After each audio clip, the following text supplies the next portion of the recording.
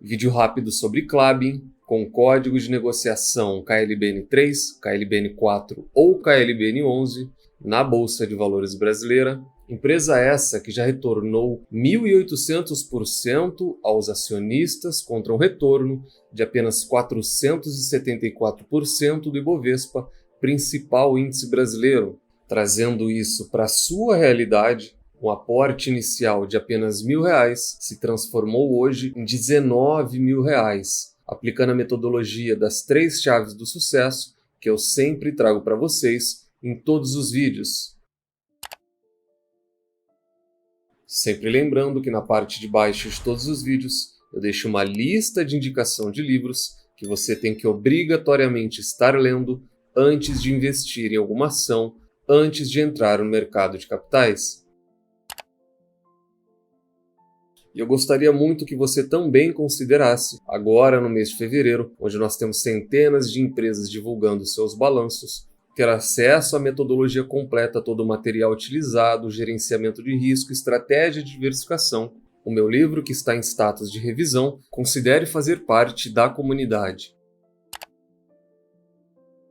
A gente vai falar de dividendos, resultado, rebaixamento, papel celulose, mas principalmente no gerenciamento de risco, no final do vídeo, que é o mais importante para o investidor, uma perspectiva futura da empresa, a tese futura da empresa. A Klabin não só divulgou aqueles dividendos baixíssimos que decepcionaram o mercado como um todo, ela divulgou o resultado operacional dela. Não veio nada legal, mais um resultado seguido, ela divulga queda, não só na linha de lucro líquido, uma queda de 53% que atingiu 370 milhões. Ela teve queda em todos os âmbitos, lucro líquido, receita e EBITDA. Só que a gente ainda tem notícias boas essas que a gente vai traçar uma perspectiva dela a partir de agora. Números oficiais da companhia, sempre acessem o RI de todas as suas investidas. Como destaques, um aumento marginal de 4% no volume de vendas, especificamente do quarto trimestre. Mesmo com volume de vendas maior, nós temos queda na receita e uma queda no EBITDA ajustado, comparativo 22 contra 23, queda no volume de vendas, queda de 10% na receita líquida e uma queda muito maior ainda no EBITDA, uma queda fortíssima de 20% ano sobre ano. E aqui a gente entra numa parte mais analítica, porém ainda assim extremamente importante. A gente tem uma dívida crescente nos últimos trimestres, uma alavancagem de 3,3. Quando a gente fala isso, é o ratio dívida líquida versus EBITDA da companhia. E hoje ela acelerou mais um pouco, 3,3 vezes o EBITDA dela. A gente vai falar muito disso no gerenciamento de risco. Em todas as linhas, em todos os âmbitos, ela apresentou queda quando a gente olha para o anual. Volume de vendas, receita, EBITDA ajustado, lucro caiu incríveis 40%, porém ele já vinha caindo frente a períodos anteriores, e esse é o alerta do superciclo. E o endividamento, uma queda marginal de 4%. Desempenho operacional dela, as linhas de receita basicamente seguem isso. Caiu em celulose, caiu em papéis, caiu em volume total de produção. Ponto positivo, se a gente tivesse que tirar algo aqui, é papel e cartão. Esse, até mesmo cenário futuro, ele é positivo. Não acredito numa explosão como muitas pessoas acreditam por conta do ESG, mas eu acredito com muito mais parcimônia, um crescimento muito mais linear, sabe? Lento, porém constante. E eu gosto disso. E o volume de vendas também caindo em todas as linhas. Tem muito mais coisa, mas esse é de fato aquele que interessa ao investidor. Uma queda de 40% na linha do lucro líquido anual. Klabin, que coberta por 4 casas ou 4 analistas, tem 3 recomendações para neutra e apenas uma recomendação de compra. Análise fundamentalista, lucros e mais lucros, tese essa de Peter Lynch. Eu gostaria de dar ênfase à categoria que ela deve ser destinada dentro das 6 de Peter Lynch. É imprescindível que vocês a classifiquem como uma empresa cíclica, porque isso é um alinhamento de expectativas daquilo que você pode ou não esperar no caso da Klabin. Pegamos a DRE dela, histórico maior possível e é visível a crescente de receita, porém com alguns períodos de prejuízo. 2 períodos nessa foto, nessa primeira imagem, não é nada crítico, lembrando que estamos falando de uma empresa cíclica. Quanto ao ROI, Return on Equity, tese essa de Warren Buffett, ela tem uma média histórica baixa, na casa de 10%, e nos últimos anos ela tem alcançado uma rentabilidade incrível, só que a gente já vai falar disso lá no gerenciamento de risco. Seu ROI atual de 26%.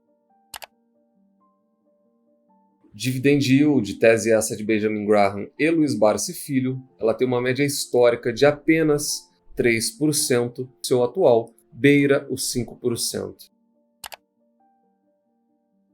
Preço sobre lucro, tese essa de Robert Shiller, de regressão à média 1988. Ela tem um PL de 25, muito contaminado por esse período aqui de quase 200 vezes o lucro, porém no caso de cíclicas, não analisem de maneira convencional. Minha tese de inversão de múltiplos. Invariavelmente esses números baixos vão te levar a um engano, ou simplesmente não avaliem preço sobre lucro para empresas cíclicas. Dívida líquida versus EBITDA, tese essa de Peter Lynch, ela tem uma média histórica de 3,67. Ela sempre foi uma empresa alavancada. O seu atual está em 3,41. Preço teto, tese essa de Luiz Barsi Filho. A gente vai fazer o último ano fiscal fechado, porque também vamos fazer um preditivo daquilo que talvez seja o novo normal dela após esse super ciclo 0,27. Dividimos isso por 6%, que é o mínimo aceitável pelo Barsi em forma de remuneração, teremos um preço teto de 4,5. Como eu já vinha falando desde o ano passado da queda, e ele se concretizou, a perspectiva para 2024 ela não é diferente para ninguém que cobre a companhia. Se a gente estabelecesse uma queda de pelo menos 10%, nós teríamos um dividendo distribuído de 0,24 quando a gente fala de KLBN3 e KLBN4, não no caso das units, que esse é acima de R$1. Dividimos por 6% e o preço teto estaria na casa de R$4, fazendo um preditivo para 2024. Preço justo, tese essa de Benjamin Graham, a fórmula está aqui ao lado, são teses diferentes, com finalidades diferentes. Pegamos 22,5, multiplicamos pelo Earnings Per Share, que é o LPA, 0,51, multiplicamos novamente pelo Business Value Per Share, que é o VPA, 1,99, extraímos a raiz quadrada e teremos um preço justo de 4,77 para a companhia.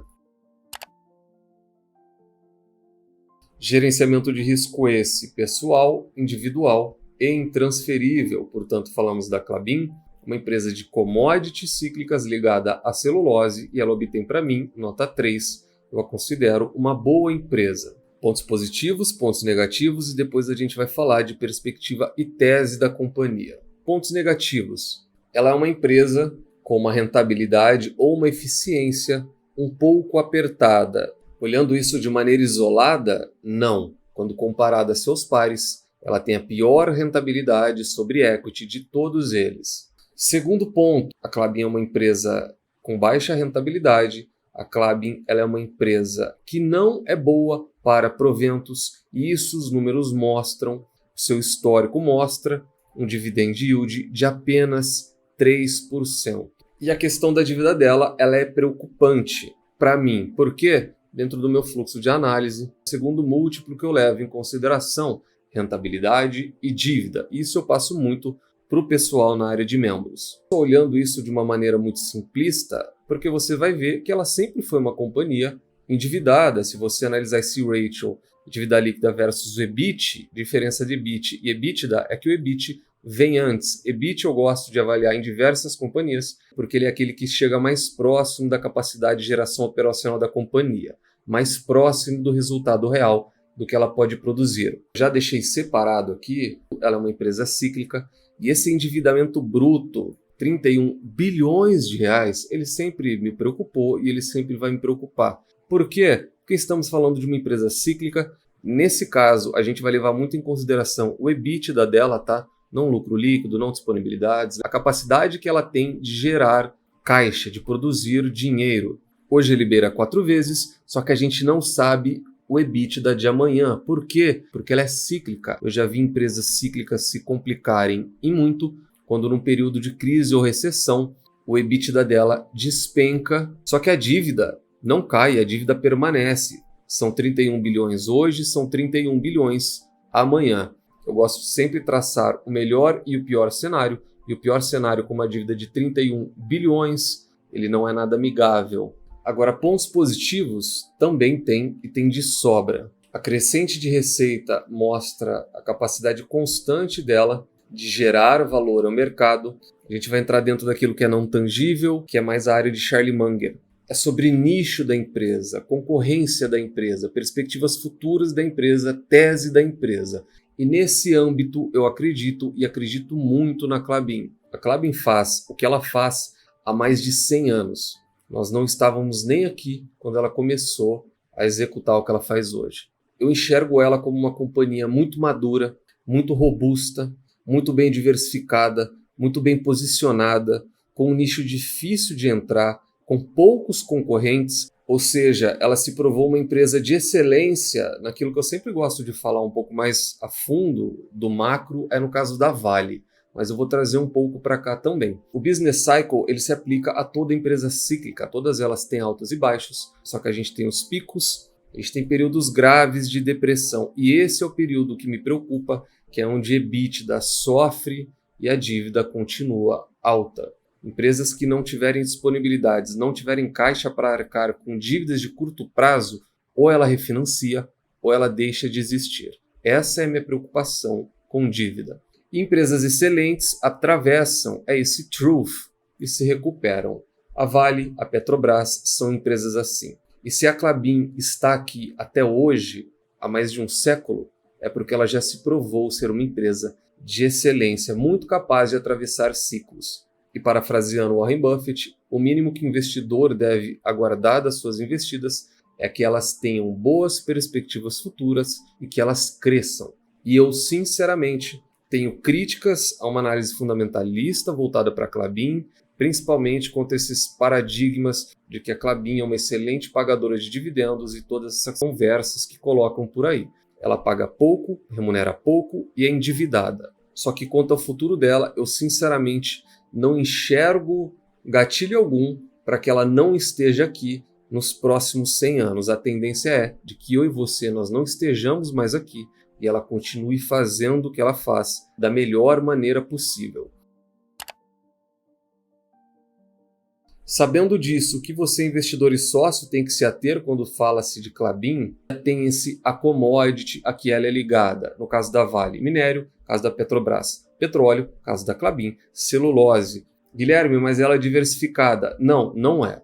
Entre 40% e 50% de volume de vendas e receita dela ainda advém de celulose, e quando ela estiver ainda com 20% apenas ligada à celulose, ela ainda vai sofrer sim impactos da flutuação do Pulp and Paper. Pulp and Paper é esse PAP que eu coloquei para vocês aqui, negociado na casa de $500, e em laranja vocês têm KLBN4, apenas para demonstrar extrema ligação na flutuação. A Klabin ela é a mesma empresa de 50 anos atrás, ela é hoje, ela é eficiente e assim continuará sendo. Mas por que uma hora ou outra ela entrega rentabilidades muito maiores do que em períodos que ela entrega inclusive uma rentabilidade negativa, como nesse caso? Porque quem manda é a commodity a que ela está ligada. Em azul, se o papel celulose sobe por 3 anos seguidos, a cotação de Klabin sobe por 3 anos seguidos. Se o Pulp and Paper lateraliza por 4 anos, a cotação lateraliza por 4 anos. Uma esticada forte até 2021, uma esticada forte da cotação. Uma queda por 2 anos, uma queda por 2 anos também da cotação. E é apenas isso que você tem que se ater em empresas cíclicas. Portanto, hoje falamos da Klabin. A perspectiva do ano passado para essa de queda se confirmou, porém a tese de longo prazo da Klabin não se altera em nada. Deixa no comentário se concorda ou não com a avaliação que a gente fez aqui dela no canal. Nunca se esqueçam das 3 chaves do sucesso. Encontrem excelentes empresas, a preços atrativos, com uma excelente gestão e nunca mais as vendam. Tranque elas a 7 chaves. O Value Investing foi e ainda é a melhor maneira de você, investidor pequeno e individual, multiplicar o seu capital na Bolsa de Valores. Nos vemos no próximo vídeo e até lá!